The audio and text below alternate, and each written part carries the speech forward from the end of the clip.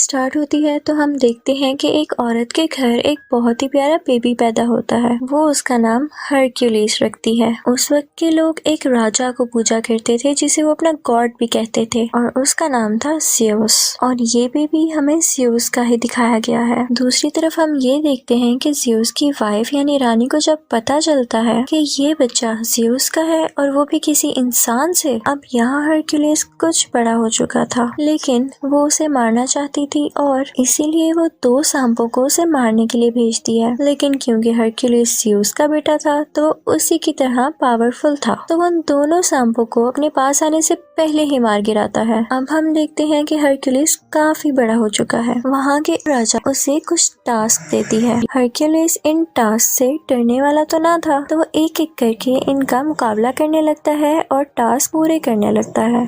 सबसे पहले तो एक अजीब सी क्रिएचर से लड़ता है और जीत जाता है। उसके बाद भी कई जानवरों से लड़ता है और उन्हें हरा देता है।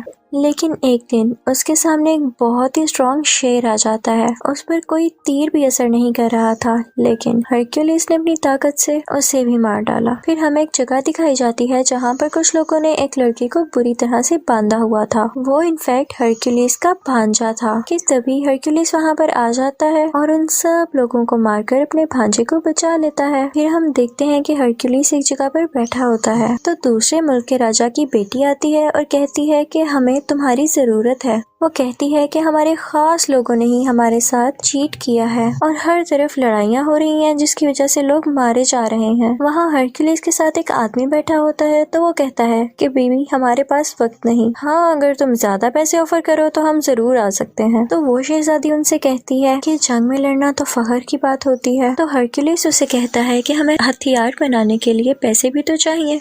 तो वो शहजादी कहती है कि मेरे बाबा यानी राजा बहुत अमीर हैं, तो वो तुम्हें बहुत सारा सोना दे सकते हैं। तो हरक्यूलिस मान जाता है और उसके साथ उसके मुल्क आ जाता है। वहाँ पर एक बहुत बड़ा स्टैचू लगा होता है जो कि ज़्यूस की वाइफ का था। तो शहजादी हरक्यूलिस को बताती है कि ये 5 साल में बना। यहाँ पर कोई भी नहीं यकीन कर रहा था कि ये वाकई ज़्यूस का बेटा है, लेकिन उस शहजादी के बेटे के लिए हरक्यूलिस तो कोई हीरो जैसा था। राजा उसे बताता है कि मेरे खास बंदे ने हमसे बगावत यानी चीट किया है और उसके बाद से पूरे मुल्क में लड़ाइयाँ चल रही हैं, इसलिए हमें तुम्हारी मदद की जरूरत है ताकि हम सब कुछ दोबारा ठीक कर सकें। वो उसे ये भी बताता है कि वो एक नॉर्मल इंसान नहीं है बल्कि वो एक जादूगर है और उसे गॉड के अलावा कोई नहीं मार सकता। वो उसे ये भी बताता है कि उसकी सोल्जर की टीम में एक ऐसी क्रिएचर है जो आधा घोड़ा और आधा इंसान है। अब हरक्यूलिस की टीम में जो लड़की आई थी वो पूछती है कि ये क्रिएचर्स कहाँ पर होते हैं। तो राजा का एक आदमी बताता है कि हमने इन्हें ना तो देखा और ना तो ये जानते हैं कि ये कहाँ रहते हैं, हमने तो बस इनके बारे में सुना है। अब हम देखते हैं कि हरक्यूलिस और उसके कुछ साथी यहाँ के किसानों को फाइट सिखा रहे होते हैं क्योंकि इनके पास कोई भी आर्मी फोर्स नहीं थी। हरक्यूलिस उनसे कहता है कि तुम सब एक दीवार की शक्ल में खड़े हो जाओ और जैसे ही वो इस तरह खड़े होते हैं तो हरक्यूलिस का एक आदमी उनकी तरफ भागता हुआ जाता है और वो उनकी बनाई गई शील्ड यानी दीवार को तोड़ता हुआ अंदर भाग जाता है। हरक्यूलिस उन सबसे कहता है कि इतनी कमजोर दीवार, अगर इसी तरह रहा तो तुम लोग हार जाओगे। अब यहाँ हरक्यूलिस इन सब फार्मर्स को ट्रेन कर रहा होता है कि हमें पता चलता है कि कुछ लोग इनके मुल्क पर अटैक करने आ रहे हैं। जब ये बात हरक्यूलिस को पता चलती है तो वो जंग करने से मना करता है क्योंकि वो कहता है कि जंग के बाद हमारे पास कुछ भी नहीं रहेगा। लेकिन वहाँ का राजा कहता है कि हम जितनी जल्दी इन लोगों को खत्म करेंगे उतनी जल्दी ही हमारे मुल्क में सुकून हो जाएगा। अब रात में हम देखते हैं कि शहजादी का वही बेटा जो हरक्यूलिस को अपना हीरो मानता था वो उससे मिलने के लिए आता है। वो उससे कहता है कि मुझे आप बहुत अच्छे लगते हैं और मैं भी बड़ा होकर आपकी तरह ही बनूंगा। यहाँ हम देखते हैं कि हरक्यूलिस किसी जानवर के दांत का लोकेट अपने गले से उतार कर उस बच्चे के गले में डाल देता है। वो उसे बताता है कि ये मैं अपने बेटे को देना चाहता था लेकिन अब तुम्हें दे रहा हूँ। अब सब लोग उस तरफ जा रहे थे जहाँ पर इन लोगों ने दुश्मन राजा का मुकाबला करना था। रास्ते में ये लोग देखते हैं कि एक जगह पर कटे हुए सर लटके हैं। तो राजा उन्हें बताता है कि वो यहाँ पर हमसे पहले पहुँच चुका था और हमें डराने के लिए उसने यहाँ के लोगों को मार दिया। हरक्यूलिस कहता है कि हम यहाँ से पैदल जाएंगे और सब चलने लगते हैं। लेकिन हरक्यूलिस नोट करता है कि ये डेड बॉडीज आज की नहीं बल्कि कई दिन पुरानी है और ये उनके लिए एक साजिश थी, उनका ध्यान इधर उधर करने के लिए। और तभी हम देखते हैं इनके चारों तरफ एक कबीले के कुछ लोग आ जाते हैं हरक्यूलिस काफी हैरान होता है कि हम तो इनकी मदद कर रहे हैं और ये उल्टा हमें ही घेरे हुए हैं। फिर हमें पता चलता है कि दुश्मन राजा एक जादूगर था और वही इन लोगों के दिमाग को भी कंट्रोल किया करता था। यहाँ पर ये कबीले वाले हरक्यूलिस और उसकी टीम यानी साथियों पर हमला कर देते हैं। इन सब में बहुत लड़ाई होती है और हरक्यूलिस बहुत अच्छी तरह से इनका मुकाबला करता है और सबको मार गिराता है। अब यहाँ का राजा काफी परेशान हो जाता है क्योंकि उसके सिपाही मारे गए थे।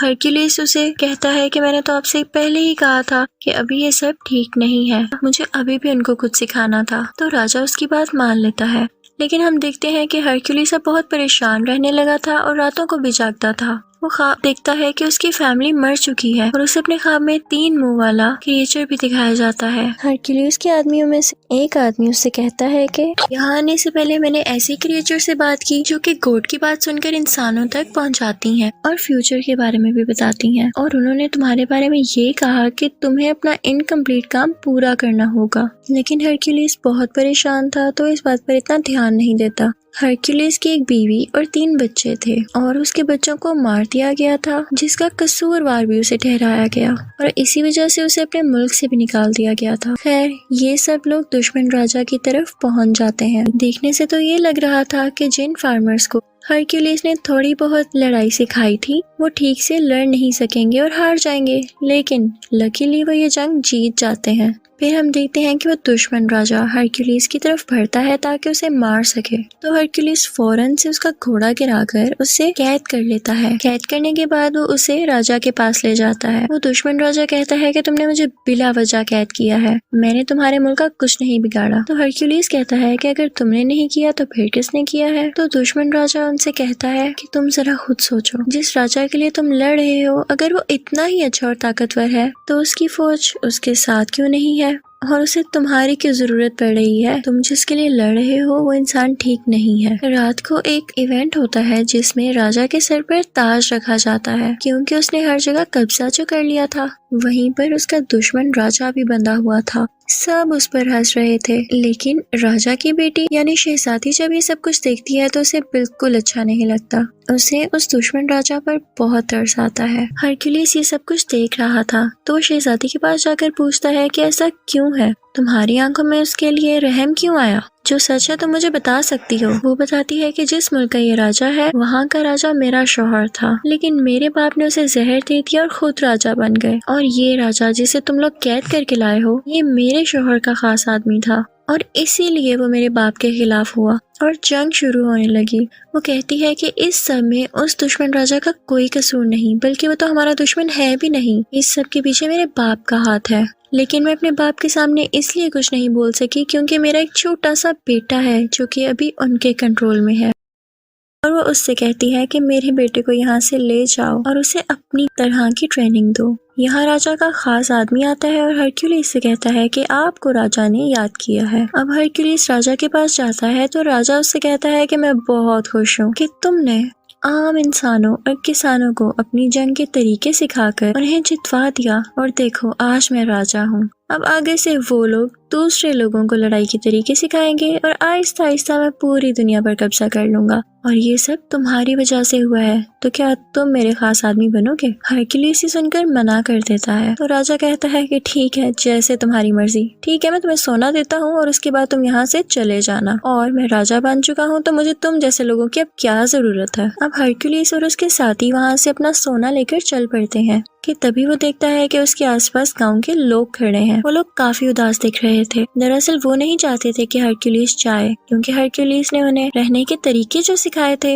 हरक्यूलिस जैसे ये देखता है वो अपने सोने की थैली फेंकता है और कहता है कि मैं यहीं रहूंगा क्योंकि यहाँ के लोगों को मेरी जरूरत है। हरक्यूलिस का एक साथी कहता है कि आप क्या कर रहे हैं, हमें अपना सोना मिल चुका है और हमें यहाँ से निकलना चाहिए। लेकिन हरक्यूलिस के बाकी साथी भी अपना सोना फेंक देते हैं और हरक्यूलिस के साथ ही रुक जाते हैं, सिवाय उसी एक साथी के। वो अपना सोना लेकर वहाँ से चला जाता है। अब हरक्यूलिस के साथी सीधा राजा के कमरे में आते हैं, लेकिन राजा के आदमी इन सबको घेर लेते हैं। यहाँ शहजादी और उसका बेटा भी होते हैं। अब राजा का खास आदमी उसे बताता है कि आपकी बेटी हरक्यूलिस को कह रही थी कि मेरे बेटे को अपने साथ ले जाओ। ये सुनते ही राजा अपनी बेटी से उसके बेटे को छीन लेता है। यहाँ पर राजा का एक आदमी हरक्यूलिस पर अटैक करता है जिससे वो बेहोश हो जाता है और जब उसे होश आता है तो वो देखता है कि वो बड़ी बड़ी जंजीरों से बंधा हुआ है और तभी वहाँ पर उस मुल्क का राजा आ जाता है जहाँ पर हरक्यूलिस बड़ा हुआ था। हरक्यूलिस ने हमेशा उसका साथ दिया और उसके लिए कई जंगें लड़ी, लेकिन यहाँ पर इसने भी चीट किया और उसी बुरे राजा के साथ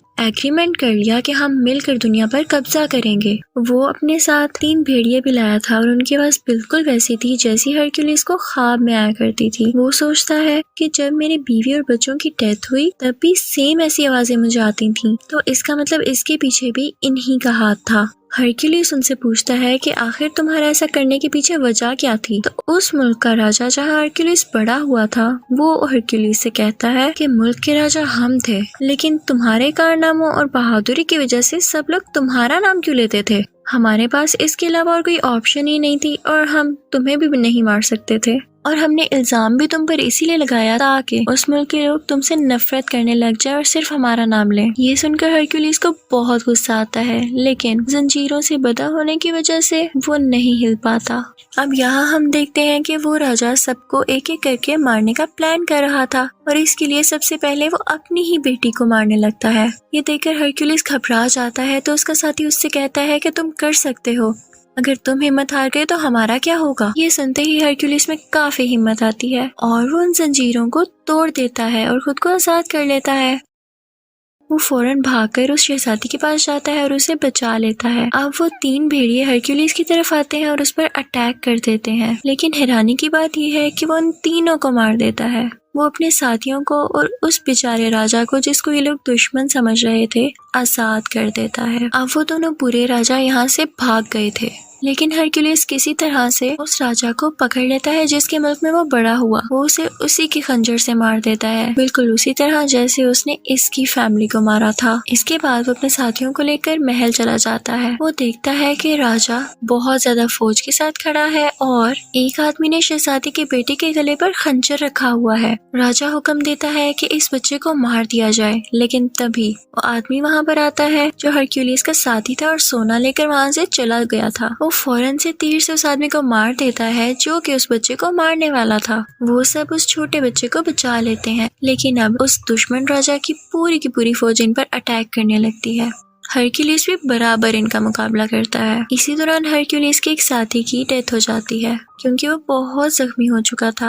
अब उस राजा की बाकी फौज भी इनकी तरफ बढ़ रही थी, लेकिन हम देखते हैं कि हरक्यूलिस के आदमियों ने बिल्कुल वैसी ही दीवार यानी शील्ड बनाई हुई थी जिसको तोड़ना नामुमकिन था। हरक्यूलिस वहाँ पर देखता है कि ज़्यूस की वाइफ की वहाँ पर बहुत बड़ी स्टैचू है। जैसे ही उस राजा के सोल्जर्स ऊपर आ रहे होते हैं तो हरक्यूलिस उस स्टैचू को नीचे की तरफ गिरा देता है। वहाँ से सब सोल्जर्स वापस आना शुरू कर देते हैं। जब राजा ये सब देखता है तो अपने सोल्जर्स पर गुस्सा होता है कि जाओ हरक्यूलिस को मारो, लेकिन तभी स्टैचू उस पर आकर गिरता है और वो राजा मारा जाता है और राजा के सब सोल्जर्स और बाकी सब लोग भी हरक्यूलिस की ये बहादुरी देखकर उसके सामने झुक जाते हैं। लोग अभी भी नहीं जानते थे कि ये वाकई ज़्यूस का बेटा है भी या नहीं, लेकिन ये जरूरी नहीं था क्योंकि वो इतना ज्यादा बहादुर और ताकतवर था कि इस चीज ने उसे आम लोगों से ऊपर कर दिया था। वो लोगों का ख्याल भी रखा करता था, इसीलिए सब लोग हरक्यूलिस की तारीफ करने लगे थे और यहीं पर कहानी की